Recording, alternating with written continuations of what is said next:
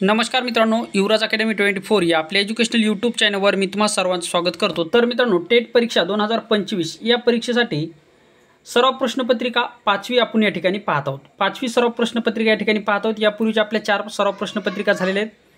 तर मित्रांनो, त्या सराव प्रश्नपत्रिका अगोदर पहा, त्याचा 100% तुम्हाला त्याचा फायदा होईल ज्या विद्यार्थ्याचे पेपर बाकी आहेत, आणि नंतर हा व्हिडिओ पहा।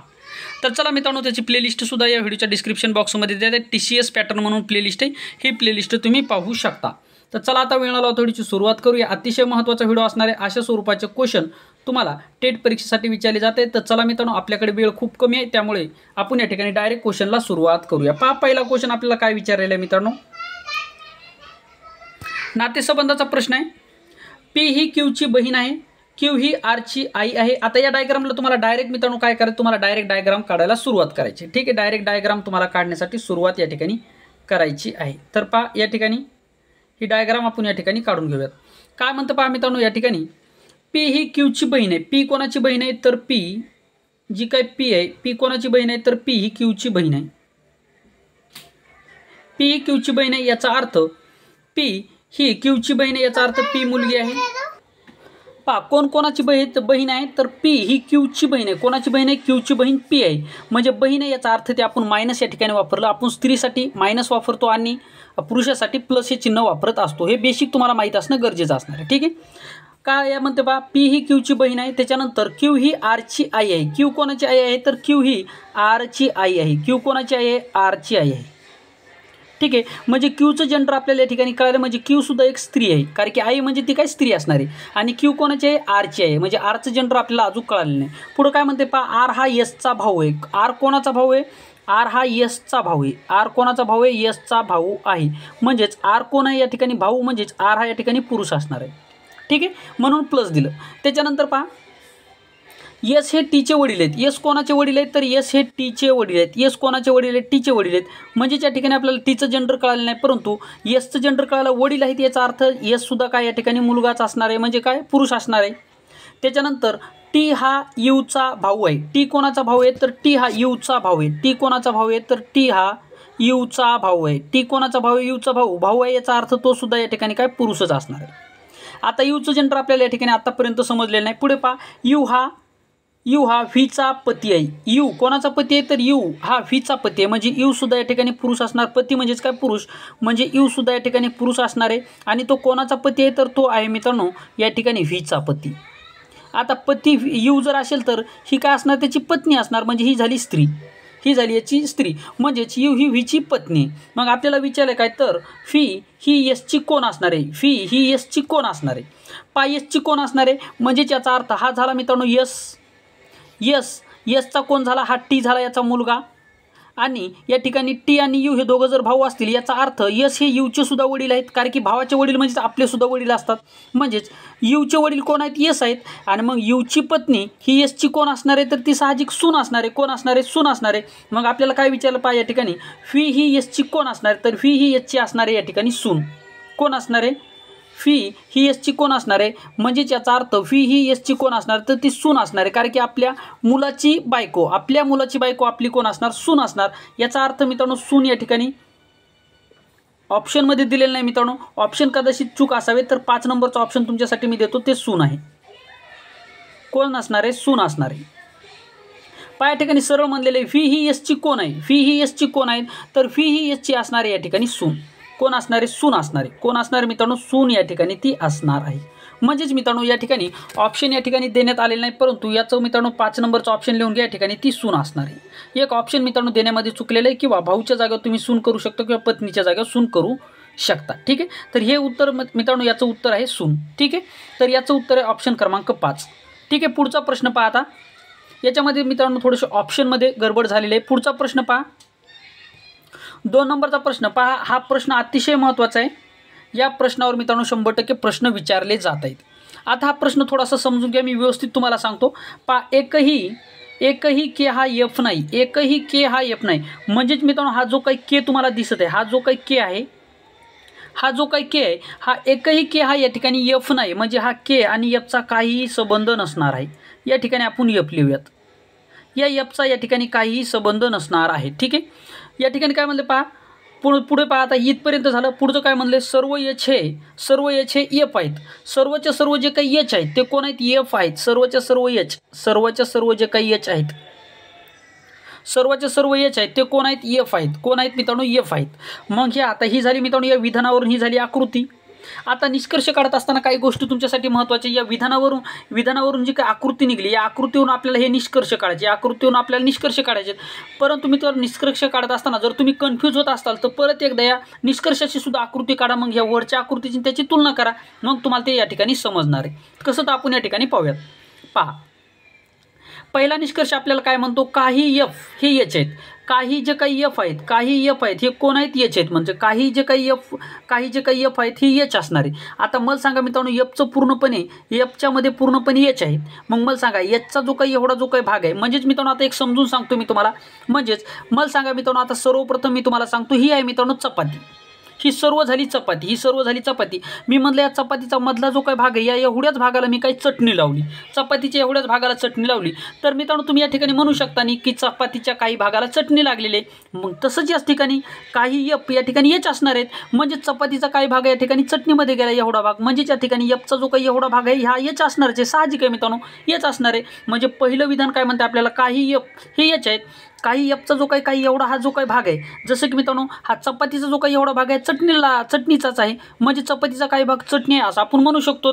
मग तसंच मित्रांनो या ठिकाणी एफचा काही भाग हा एच असणार आहे. म्हणजेच काही एफ हे एच आहेत. म्हणजेच ऑप्शन निष्कर्ष पहिला हा आपल्या या ठिकाणी बरोबर असणार आहे. पहिला निष्कर्ष या ठिकाणी या बरोबर असणार आहे. दुसरा निष्कर्ष काय म्हणतो पहा, काही एफ हे के आहेत. काही एफ, आता पहा मित्रांनो, काही एफ हे के आहेत.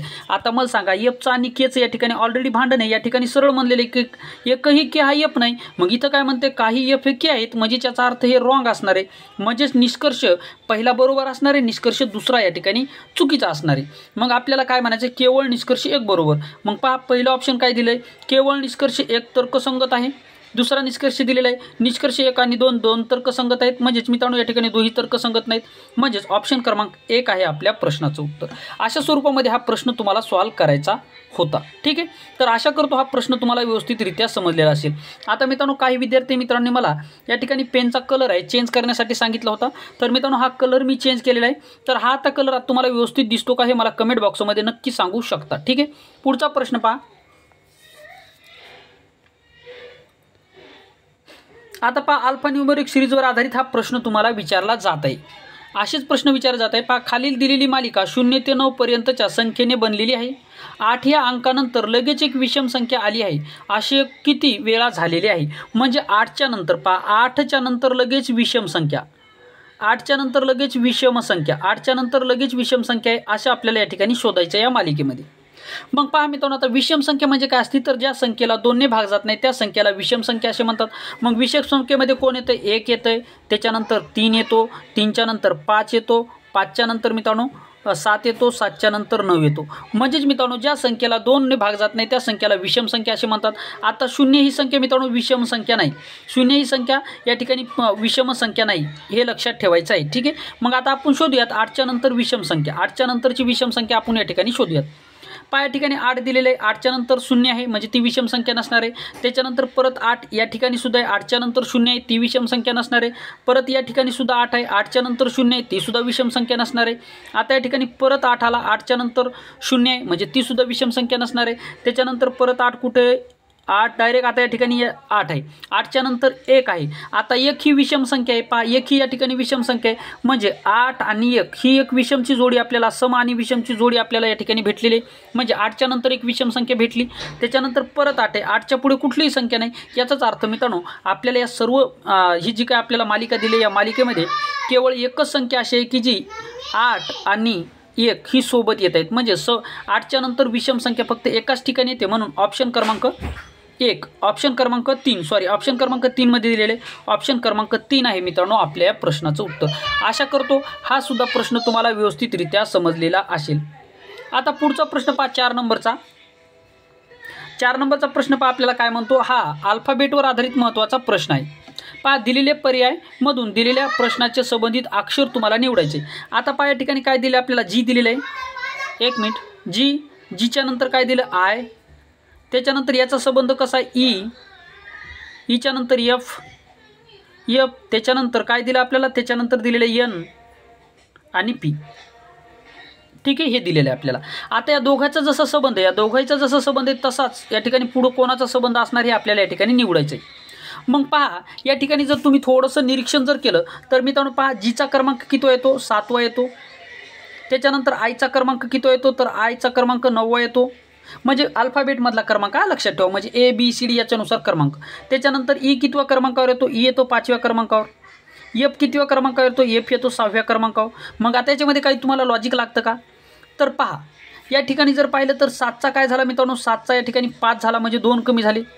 9चा काय झाला, तर 9चा 6 झाला म्हणजे 3 कमी झाले. मग इथं सुद्धा आपण तसं करूयात. पहा या ठिकाणी पहिल्या ठिकाणी 2 कमी करूयात, दुसऱ्या ठिकाणी 3 कमी करूयात. म्हणजेच या ठिकाणी एनच्यापासून 2 मायनस करूया. एन कितव्या क्रमांकावर येतो, 14व्या क्रमांकावर. मग 14मधून 2 गेला, राहिले मित्रांनो 12. मग 12व्या क्रमांकावर कोण येतो, तर 12व्या क्रमांकावर एल येतो, म्हणून एल लिहूयात. त्याच्यानंतर आता हे पाहिजे पी.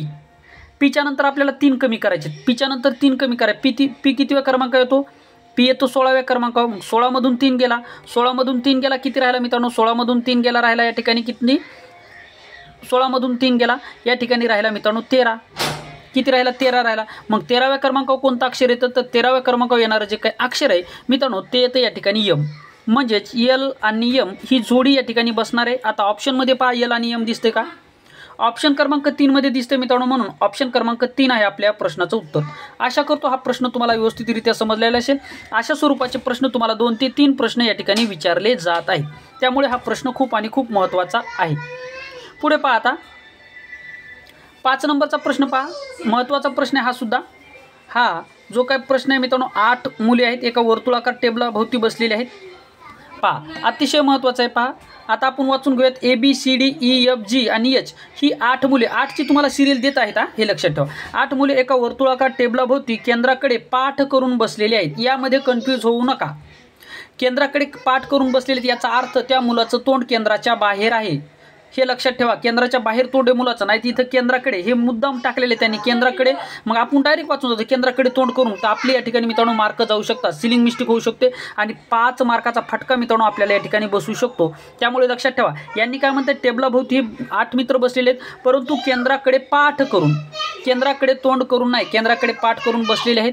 त्याच क्रमाने असणे आवश्यक नाही. बी हा एचच्या डावीकडे 4थ्या क्रमांकावर बसलेला आहे. आता आपण डायग्राम काढून डायरेक्ट मित्रांनो आपण या ठिकाणी काय करूयात, डायरेक्ट सोडवायला सुरुवात करूयात. डायरेक्ट सोडवायला काय करूयात, सुरुवात करूयात. ठीक आहे, तर पहा हे वर्तुळ आहे मित्रांनो. पहा या ठिकाणी हे वर्तुळ घेतलं आपण, 1 मिनिट. हे जे काय वर्तुळ आहे हे वर्तुळ घेतलं.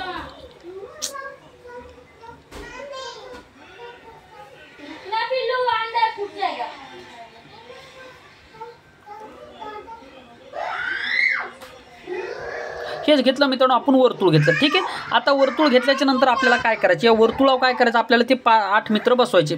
1 2 3 4 5 6 7 आणि हे 8. हे 8 मित्र आपल्याला या ठिकाणी बसवायचे, परंतु त्यांचं वर्तुळाकडे पाठ आहे, वर्तुळाच्या केंद्राकडे त्यांची पाठ आहे. म्हणजे ते सर्वजण वर्तुळाच्या बाहेर तोंड करून बसलेले आहेत. हे तुम्हाला समजणं खूप गरजेचं आहे. लक्षात ठेवा मित्रांनो, हे तुम्हाला समजणं खूप गरजेचं आहे. आता वर्तुळाच्या बाहेर तोंड करून बसलेले आहेत याचा अर्थ मित्रांनो या ठिकाणी जे की वर्तुळाच्या बाहेर, आता हा विद्यार्थी समज वर्तुळाच्या बाहेर पाहत असेल या ठिकाणचा, तर याचा उजवा हात कोणीकडे असणार आहे, उजवा हात या ठिकाणी असणार आहे, डावा हात या साईडला असणार आहे. लक्षात ठेवा, कसं तर आपण या ठिकाणी पाहूयात. आता पहा, बी हा एचच्या डावीकडे 4थ्या क्रमांकावर बसलेला आहे. बी कुठं बसला, एचच्या 4थ्या क्रमांकावर. मग जर आपण एच या ठिकाणी बसवला, एच जर मित्रांनो आपण या ठिकाणी बसवला, एच कुठे बसवला, तर एच आपण या ठिकाणी बसवला. एच कुठे बसवला, 1 मिनिट, एच आपण या ठिकाणी बसवला.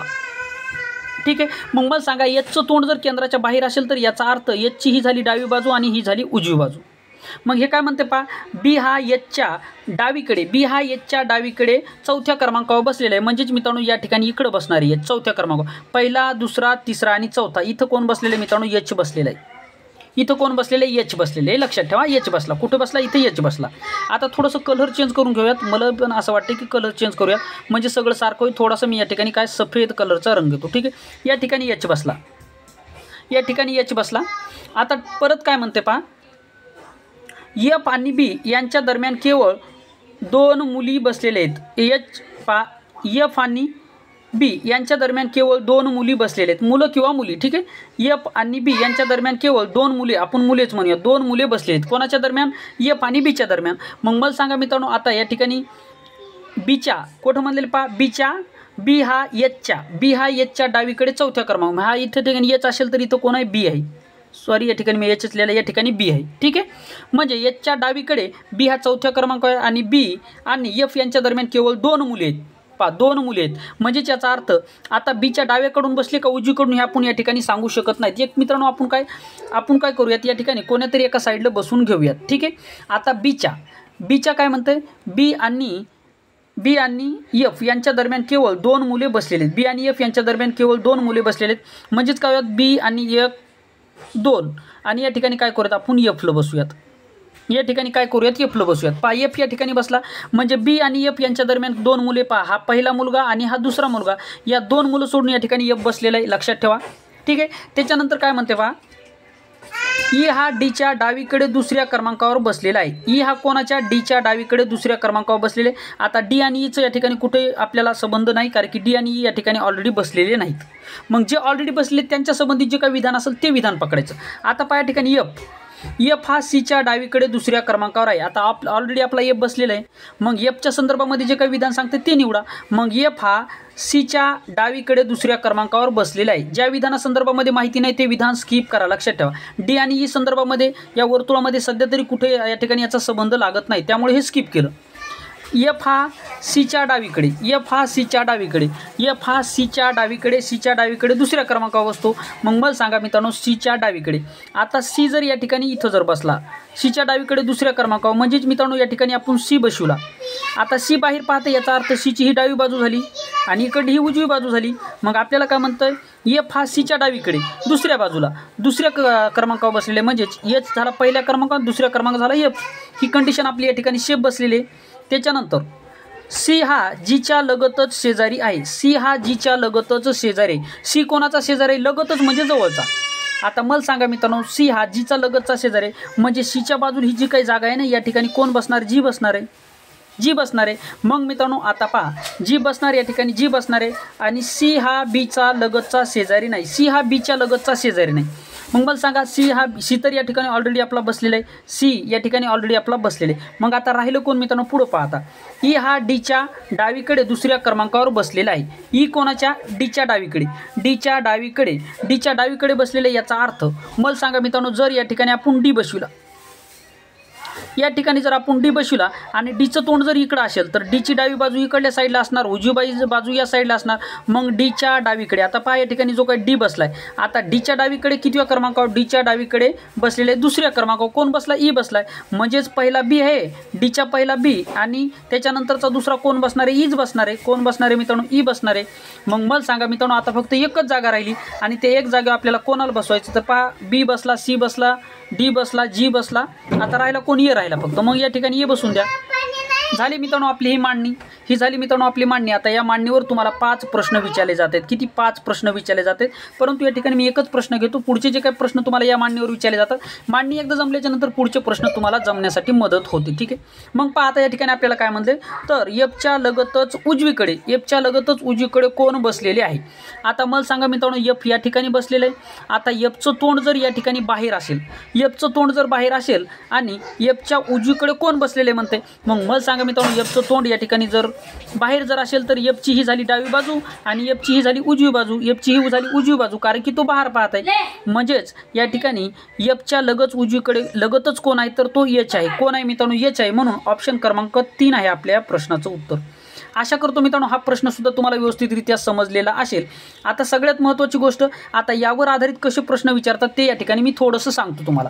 पहा, पहिला प्रश्न झाला. दुसरा प्रश्न काय विचारला जाईल की ईच्या लगतच डावीकडे तिसऱ्या क्रमांकावर कोण बसलेला आहे, किंवा ईच्या समोरासमोर कोण बसलेला आहे, असा प्रश्न विचारला जाईल. किंवा यापैकी 4 जोड्या दिल्या जातील, त्यापैकी तिघांमध्ये सारखे संबंध आहेत, त्यापैकी वेगळा कोणता हे निवडलं जाईल.